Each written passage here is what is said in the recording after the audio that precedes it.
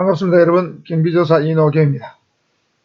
지난 시간에 이어서 이번 시간에는 이제 화재 중에서 소화약제에 대해서 한번 살펴보겠습니다. 소화약제. 소화에 쓰이는 여러 물질, 이런 뜻으로 보면 되겠죠. 자, 소화약제에는 크게 보면 수계 소화약제하고 가스계 소화약제로 구분할 수 있습니다. 물계통의 소화약제고, 이거는 가스 계열의 소화약제라는 뜻입니다. 물계통에는 H2O, 물 자체를 뿌린 거죠. 대부분 불 끌 때 물을 많이 뿌죠. 일반 화재에서는 물을 많이 뿌리지 않습니까? 그 다음에 폼 소화약제, 이게 바로 포말 소화기를 뿌린 겁니다. 포말 소화기에서 나오는 약제가 폼 소화약제입니다. 이 폼하는 것은 거품이라는 뜻입니다. 물을 뿌리느냐, 거품을 내느냐. 근데 둘 다 물 계열입니다. 자, 그 다음에 가스계 소화약제는 이산화탄소, CO2 소화약제, 이산화탄소 가스를 뿌리느냐, 할로겐 화합물 소화약제를 사용하느냐. 할로겐 화합물의 소화약제 중에서 가장 대표적인 것은 바로 할론이 되겠습니다. 할론가스가 되겠습니다. 할론가스. 그 다음에 분말 형태로 된, 파우더 형태로 된 분말 소화약제. 이 세 가지는 가스계 소화약제가 되겠습니다.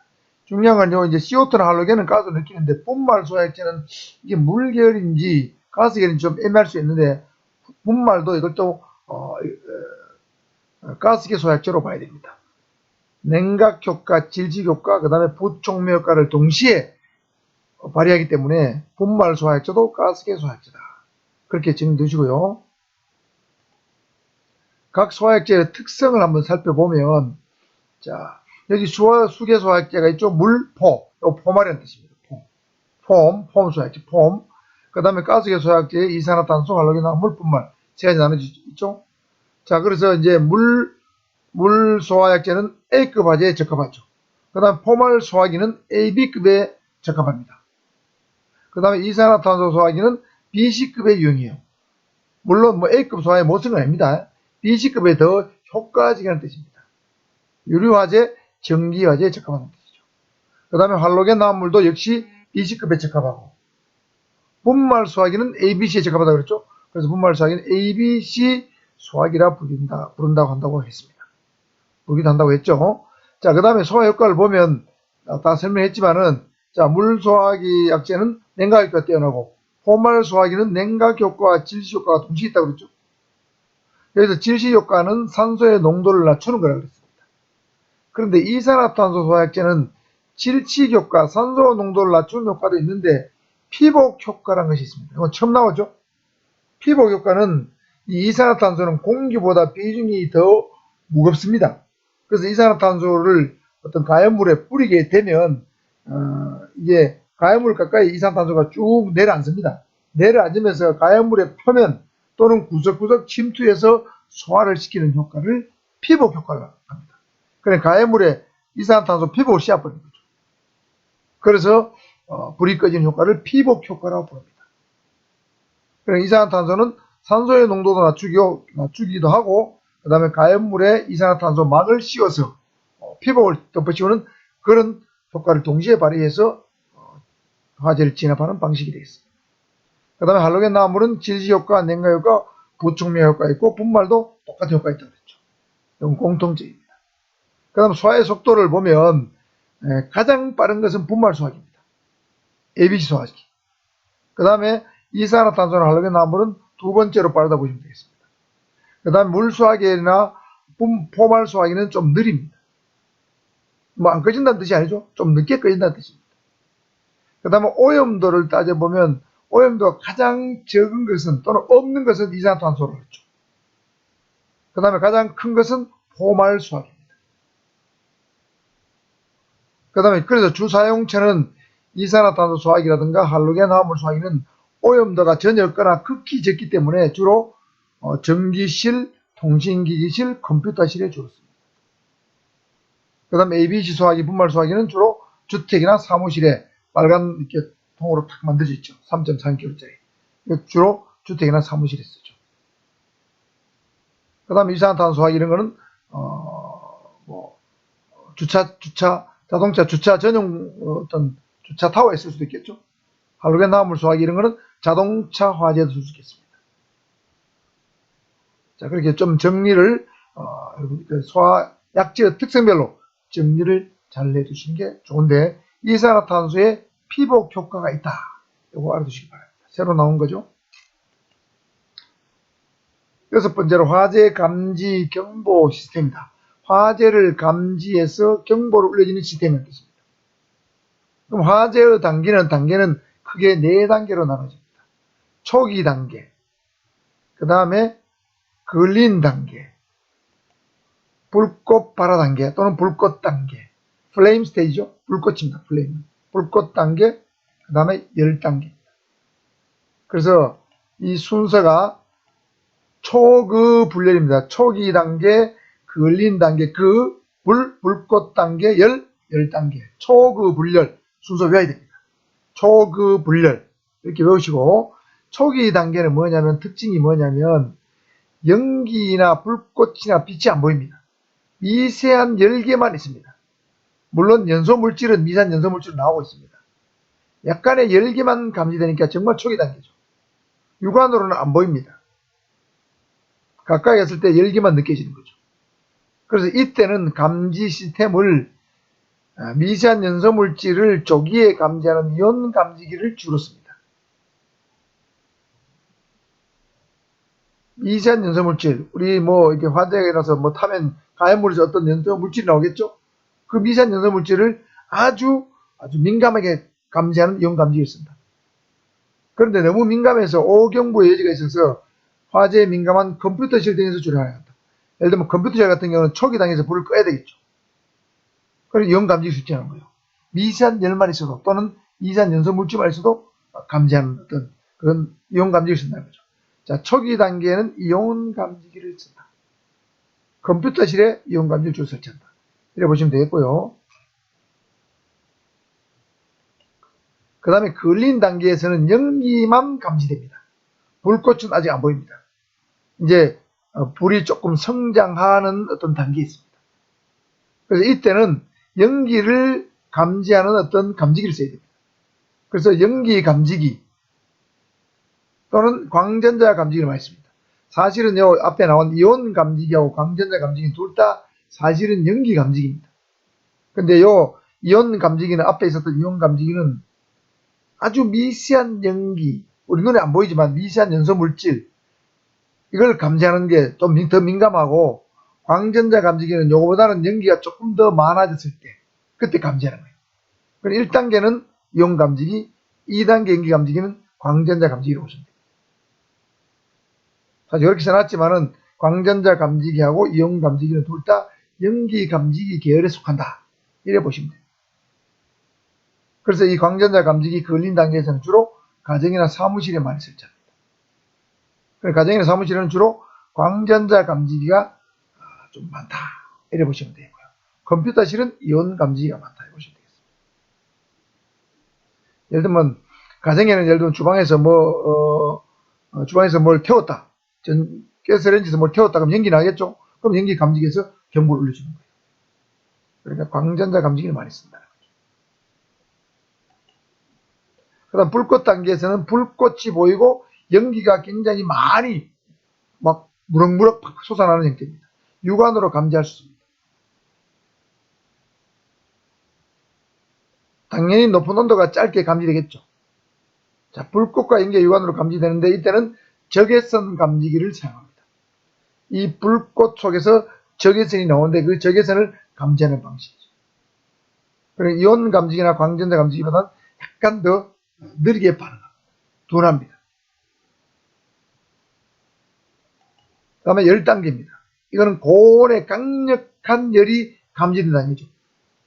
이거는 불이 이제 막 확산될 대로 확산됐다고 봐야 됩니다. 그래서 공기는 가열돼서 급속히 팽창되며 불은 외부로 계속적으로 확장되는 상태입니다. 남대문을 불이 났을 때 연기가 막 나다가 불꽃이 막 솟아오르면서 엄청난 열이 막 일시에 확 솟아오르죠. 이게 열 단계입니다. 열이 완전히 성숙기 접어들어서 막 계속 확장되는 상태.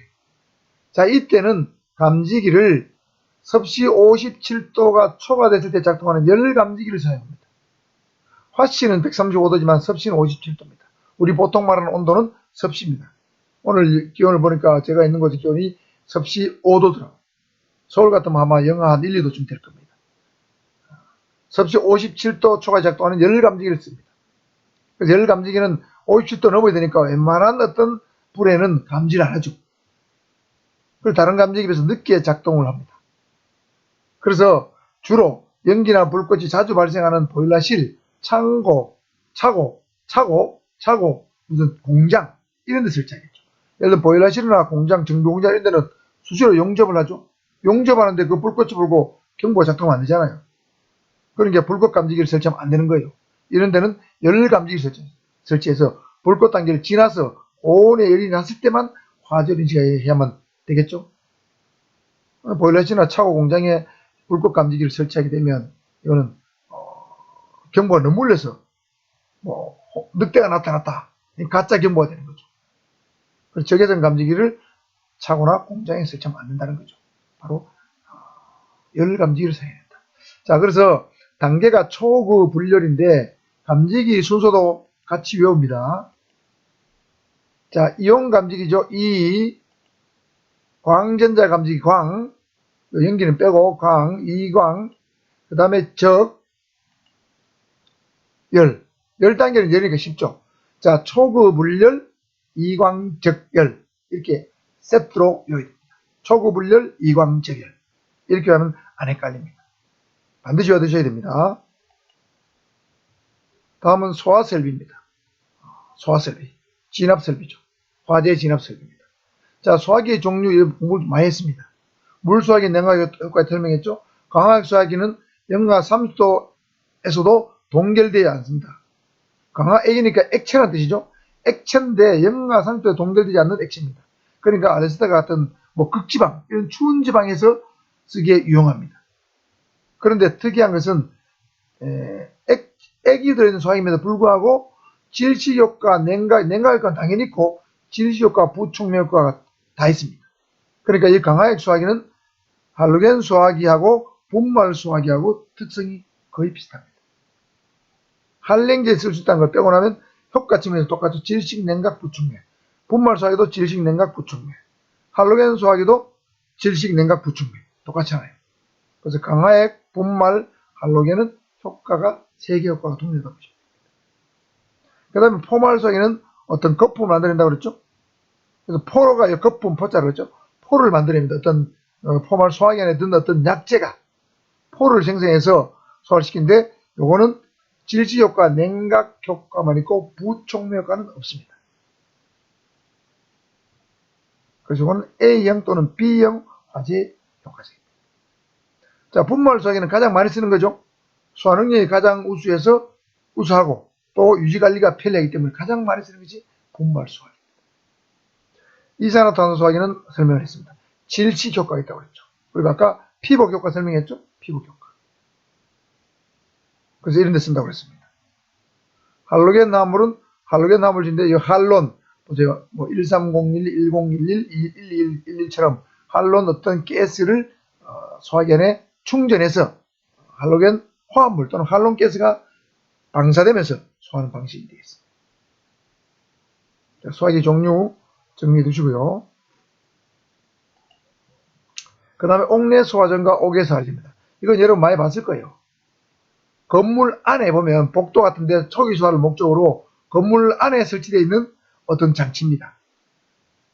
그러니까 수원, 물을 공급하는 수원이 있고 압력을 높여주는 가압 송수장치가 있고 그 다음에 배관이 있고 동력장치가 있고 비상전원이 있고 제어반이 있고 옥내 소화전 하면서 여러분 주로 옥내 소화전 함을 많이 봤을 겁니다.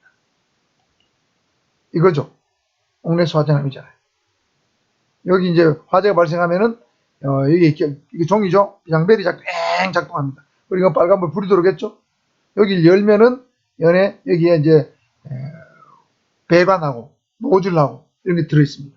여기 호스가 들어있어서 호스에 노즐 연결해서 물이 공급되면은 실내에서 초기 화재를 진압할 수 있는 시스템으로 만드는 것이 바로 옥내 소화전이 되겠습니다. 옥외 소화전은 건축물 외부에 있습니다. 건물 밖에 있습니다. 그래서 이 옥외 소화전에서 옥내 소화전 초기 소화가 안 됐을 경우에 자체적으로 소화를 하거나 인적 건물로 연소 방지를 목적으로 설치된 어떤 소화전이 옥외 소화전입니다. 보면 이게 옥외소화전이죠. 건물 바뀌잖아요. 화단에. 그러니까 이게 옥외소화전 연결성수구죠. 연결성수. 이거 옥내소화전 연결성수입니다. 옥내소화전. 그러니까 배수 파이프를 갖고 와서 여기를 연결하는 거죠. 연결해가지고 밸브를 틀면 물이 공급됩니다. 그 다음에 스프링클러 연결성수구죠. 스프링클러 연결성수. 그래서 이게 건물 자체의 화재를 진압하거나 그 다음에 인접 건물로 연소가 확대된 걸 막아주는 장비가 되겠습니다. 여기서 이제 물을 대량으로 공급해 주는 거죠. 여기 이제 물을 공급하는 수원이 있습니다. 이 물을 대량으로 공급하는 수원이 있죠.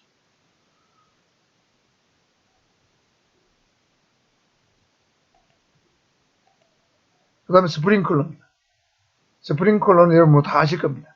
보통 천장에 설치되어 있죠.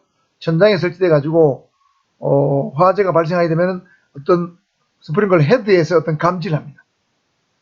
그래서 일정 온도 이상이 되면 물이 자동으로 분사돼서 초기 소화되도록 설계된 고정식 소화 설비입니다. 자, 요거죠.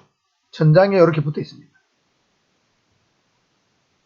그래서 여기서 물이 막 사방으로 쏟아지겠죠. 이 감지 장비가 있어서 어떤 감지를 해서 초기에 진화하는 방식이겠습니다. 그래서 이 스프링클러는 장단점을 알아둬야 됩니다. 초기 소화에 절대적인 효과가 있습니다. 소화약자가 물이기 때문에 쌉니다.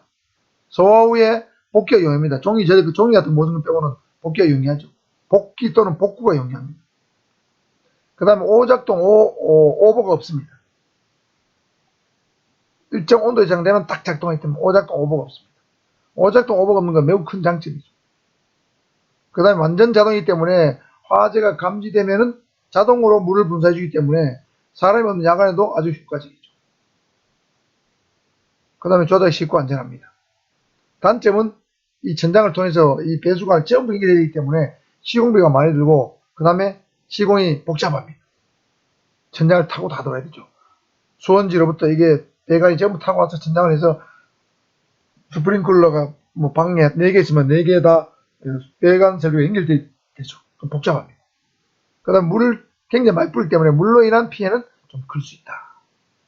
이렇게 보시면 되겠습니다. 자, 장점 여기까지 알아두시고요. 다음은 물안개 분사기입니다. 자, 물안개 분사기는 물을 분사하는데 안개 입자처럼 만들어서 아주 작은 안개 물방울처럼 만들어 분사합니다. 우리 파리 같은 거 모기 잡을 때 모기줄 탁 쏘면은 가늘게 분사돼 나가잖아요. 그런 거 비슷한 겁니다. 화재시 아주 안개처럼 작게 물을 뿌릴 수 있는 특수한 분무 노즐을 이용해서 스프링클러처럼 물을 분사하는 거예요. 이 장점이 뭐냐면 작은 양의 물로 냉각효과가 뛰어납니다. 냉각효과가 뛰어나다. 그 다음에 물안개 분사기를 뿌리게 되면 안개처럼 뿌리니까 막이 형성됩니다. 그래서 유독성 물질을 외부로 나가게 하고 외부의 신선한 공기를 안으로 유도할 수 있는 장점이 있습니다. 그래서 내부에 갇힌 사람이 쉽게 탈출할 수 있다. 예를 들면 실내에 어떤 사람이 갇혀 있는데 불이 났다. 그럼 물안개 분사기를 뿌리면 좋은 점이 있다는 거죠. 유독성 물질을 나가게 하고 신선한 공기를 유도할 수 있다.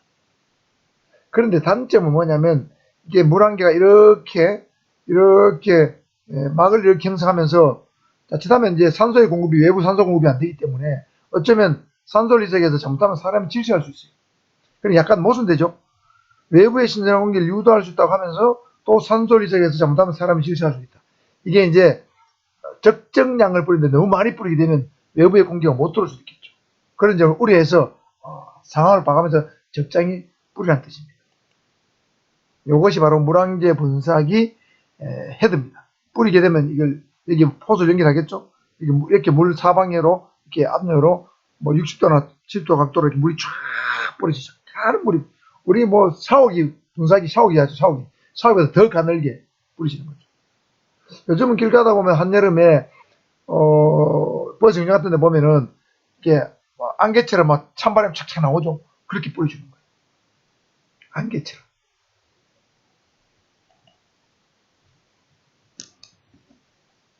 그게 물안개 분사입니다.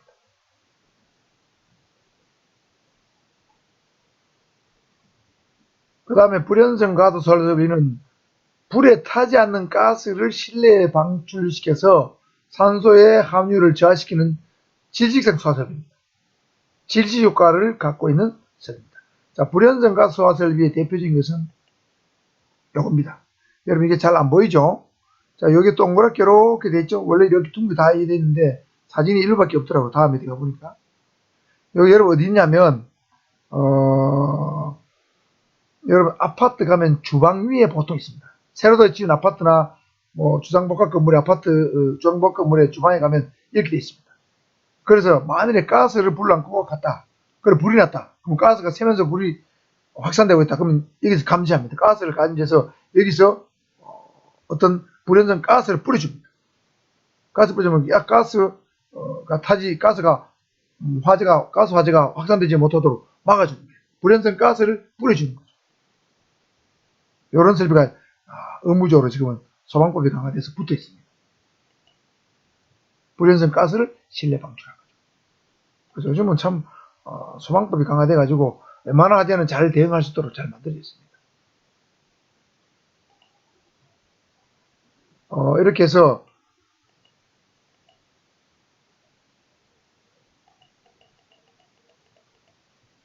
소화 설비하고 그다음에 화재 감지 경보 시스템, 소화 약제까지 한번 2단계를 한번 살펴봤습니다. 이번 영상은 여기서 마치고요. 여기 경보 설비는 또 분량이 또 많아서 다음 영상에서 이어서 찾아뵙도록 하겠습니다. 화재 파트는 분량이 좀 많아요. 그래서 1, 2, 3 정도로 나눠서 한번 진행을 해볼까 합니다.